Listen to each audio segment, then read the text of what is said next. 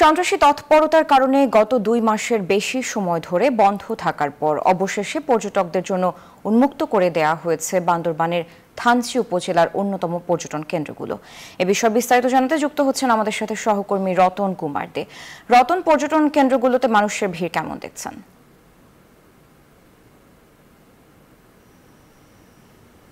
ধন্যবাদ মেহজাবিন। আপনি যেমনটা বলছিলেন, পার্বত্য জেলা বান্দরবানে গত ২ মাস ধরে পার্বত্য অঞ্চলে যৌথ বাহিনীর একটা অভিযান চলে আসছিল। পাহাড়ে একটি সশস্ত্র সংগঠন, তারা দীর্ঘদিন যাবৎ রাজত্ব করে আসার পর তারা এবং ব্যাংক ডাকাতি করে এরপর প্রশাসনের পক্ষ থেকে একটি কঠিন আকারে একটা যৌথ বাহিনীর অভিযান চালানো হয়। এই অভিযান চালানোর পর তারা পিছু হটার পর এখন পার্বত্য অঞ্চল বান্দরবান খুব শান্ত হয়ে আসছে। এর ফলে বান্দরবানে প্রায় পর্যটন স্পটগুলো খুলে দেওয়া হয়েছে। তার পাশাপাশি বান্দরবানের যে পর্যটন স্পটগুলো বন্ধ ছিল, জেলা প্রশাসনের পক্ষ থেকে গতকাল থেকে উন্মুক্ত করে দেওয়া হয়েছে, যেন পুরো বান্দরবানের যে পর্যটন স্পটগুলো সবগুলো বন্ধ রয়েছে।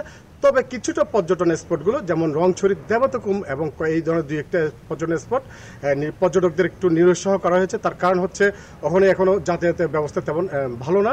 তার কারণে এই পর্যটন স্পটগুলো একটু যাতায়াতের ব্যবস্থা তেমন ভালো না হয়, পর্যটকদের নিরুৎসাহ করেছেন।